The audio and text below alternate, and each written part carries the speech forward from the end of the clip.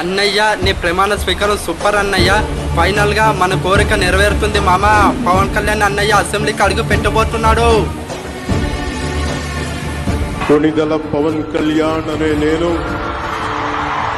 శాసనం ద్వారా నిర్మితమైన భారత రాజ్యాంగం పట్ల నిజమైన విశ్వాసం, విధేయత చూపుతానని, భారతదేశ సార్వభౌమాధికారాన్ని, సమగ్రతని కాపాడుతానని, ఆంధ్రప్రదేశ్ రాష్ట్ర మంత్రిగా నా కర్తవ్యాలను శ్రద్ధతో, అంతఃకరణ శుద్ధితో నిర్వహిస్తానని, భయం గాని, పక్షపాతం గాని, రాగద్వేషాలు గాని లేకుండా రాజ్యాంగాన్ని, శాసనాలని అనుసరించి ప్రజలందరికీ న్యాయం చేకూరుస్తానని